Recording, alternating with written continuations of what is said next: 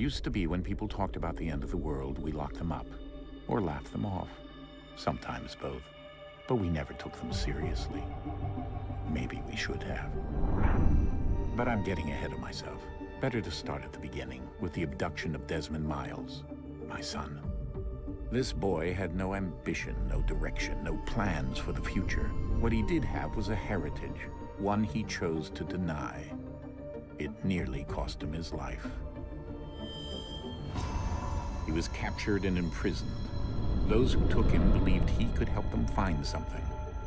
The apple. One of several artifacts we call pieces of Eden. Bits of ancient technology scattered across the globe. Some hidden, some found, all of them dangerous. Most are held by a single group, the same group that now had Desmond. You know them as Abstergo Industries. We know them as the Templars, as the enemy. We've been fighting them for thousands of years, even longer if you believe the stories of their origins.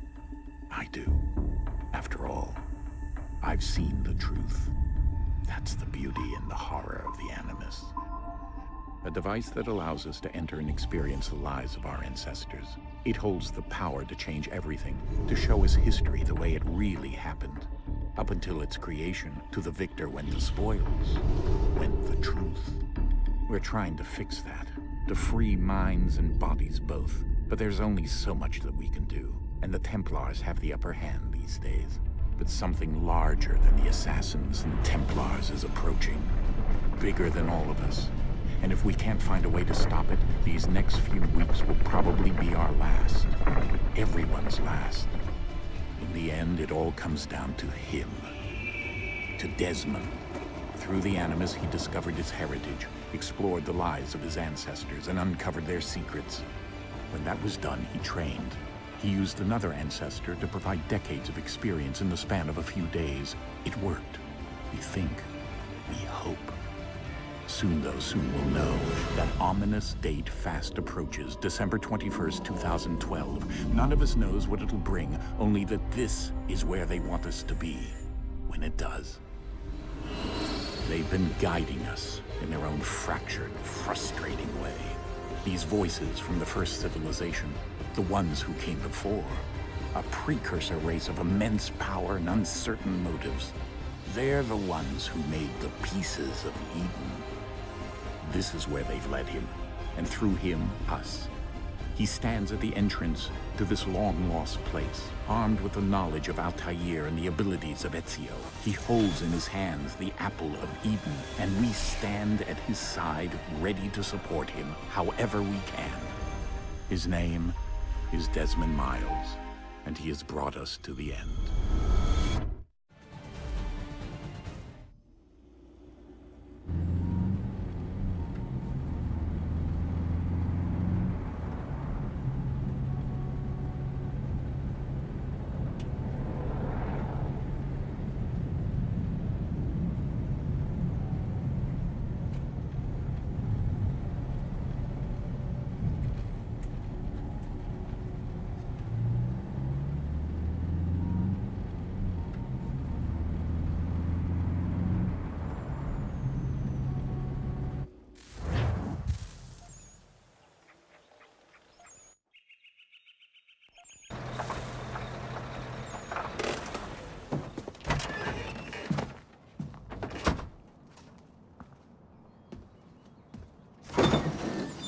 We're here.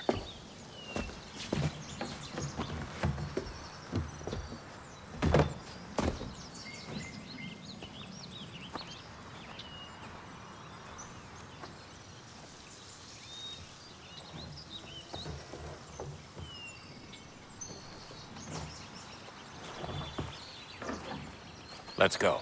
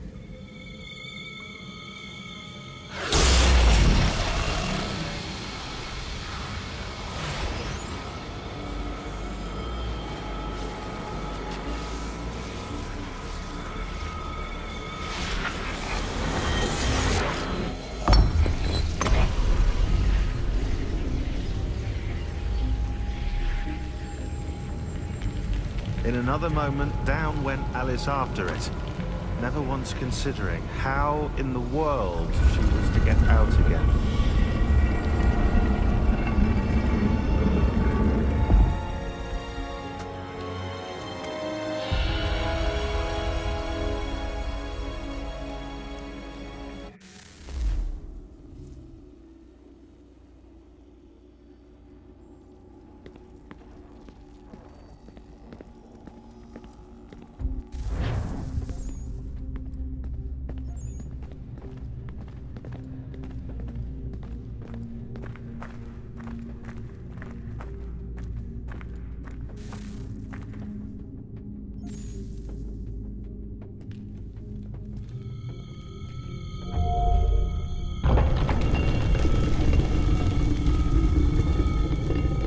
I think we're here.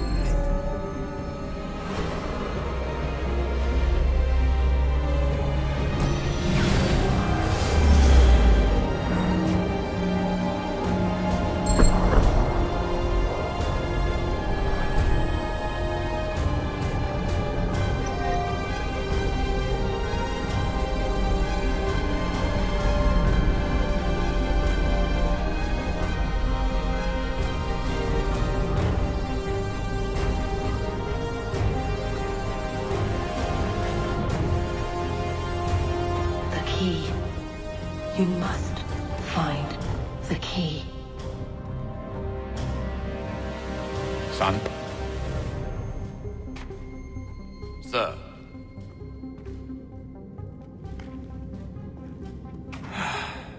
Here we go again.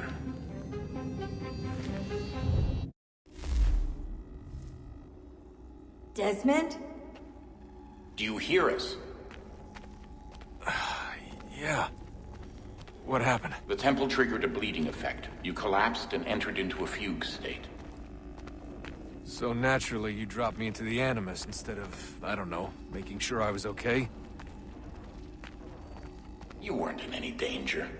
Besides, the temple appeared to be communicating with you, and I didn't want to risk severing the connection. At least not until we knew what it wanted. Right. Of course. Son, No, it's fine. I get it. And I know what I'm looking for, by the way. It's a key. Just no idea where it is, though. I guess that's why she triggered the bleeding effect. She? Juno, Dad. She's talking to me. Okay, Desmond. While you were, visiting Constantinople, we picked up a software update for the Animus. I'd like to run a couple of quick tests, make sure there aren't any major issues. All right. What do you need me to do? We'll start simple. Walk to the marker over there.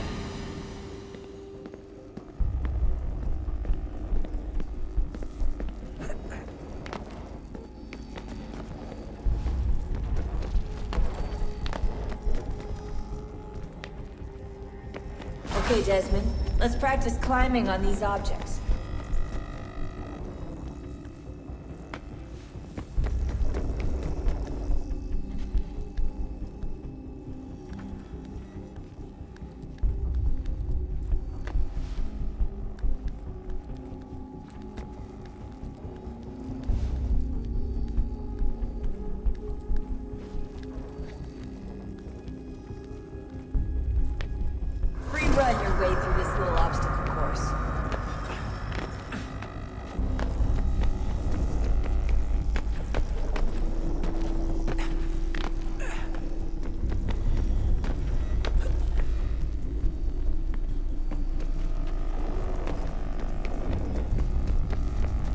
That's a constraint.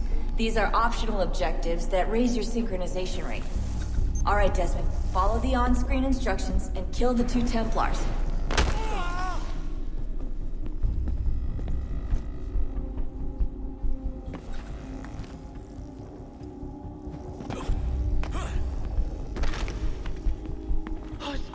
All you have to do here is jump the gap.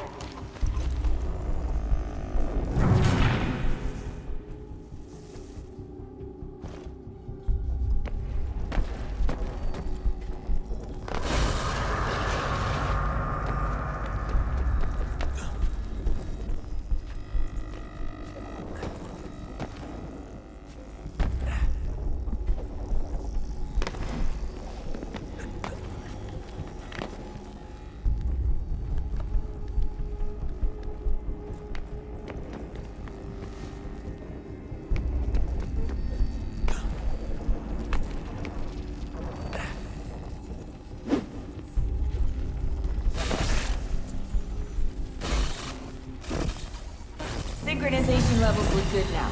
We should be able to build the world. Time to find out what the temple wants from you.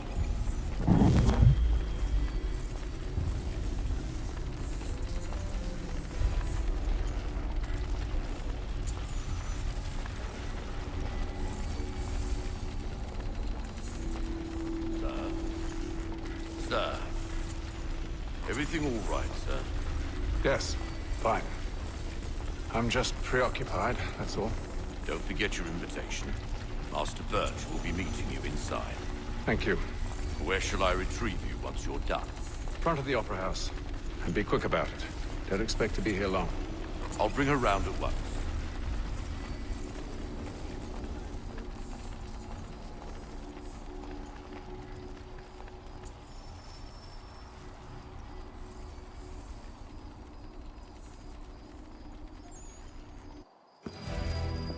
Invitation, please. Shall I take your coat, sir?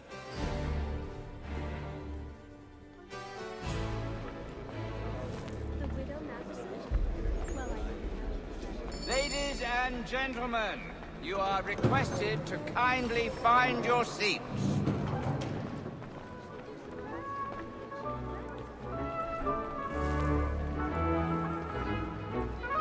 Good evening, sir. This way, please.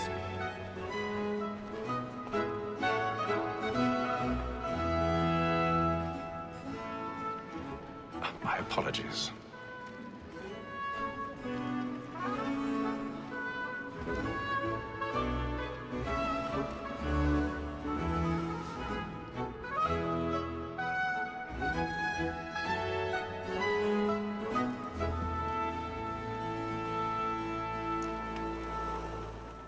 Evening, Hatham. Reginald? I can't tell you how happy I was to hear they'd mounted this revival. Gay's best work by far. Have you seen it before? Once. My father brought me here as a child. Though I remember little of it. But I suppose tonight will afford me the luxury of a proper viewing either. No, I'm afraid it won't. On to business, then. Do you see him? And the statesman, because he's so great, thinks his trade as honest as mine.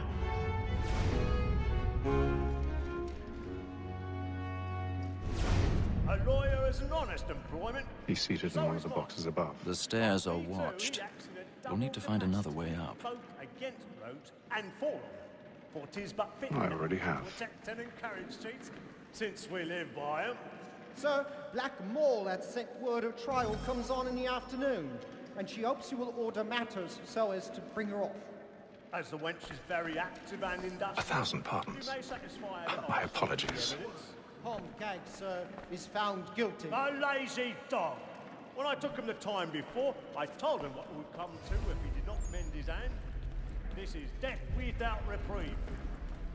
I may mention a booking. For Tom Gag, £40. Let Betty Sly know I'll save her from the transportation, so I can get more by her staying in. Betty has brought more goods into our lot here than any private gang. And in truth, 'tis a pity to lose so good a customer. If none of the gang take her on, she may, in the common course of business, live her 12 months longer. I love to let women sleep. A good sportsman always lets the end partridges fly, because the breed of the game depends on it. Besides, here the law allows us no reward. There's nothing to be got by the death of women, except our wives. Without dispute, she is a fine woman. 'Twas to her I was obliged for my education. And to say a bold word, she hath trained up. 'Tis woman that seduces all mankind, like her we first were taught the reason of. Her very lies we cheat when most she's gone. She tricks us of our money with wrongs. Woman that seduces all mankind, like her we first were taught the reason of. Her very lies we cheat when most she's caught. She tricks us of our money with our hearts. Like moons by night, we rouse for fray and practice every fraud to prize her joy. Sweet of love like law, for one fine pain, and beauty must be feed into our arms. For like moons by night, we rouse for fray and practice every fraud to prize her joy. Sweet of love like law, for one fine pain, and beauty must be feed into our arms.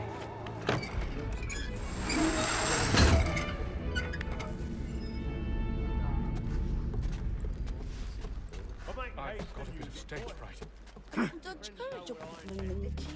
Well, I love to make them easy one way or other. When a gentleman is long kept in suspense, penitence may break. Besides, certainty gives a man a good air upon his trial, and makes him risk another without fear or scruples. But all away, for 'tis a pleasure to be the messenger of comfort to friends in affliction.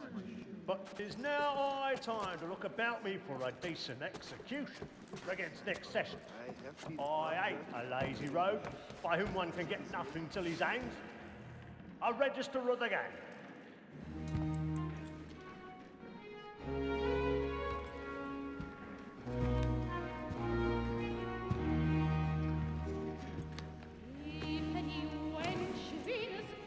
Hey, Ethel.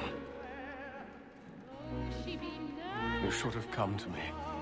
We would have found another way. Yes. But then you would have known. For what it's worth, I'm sorry. As am I.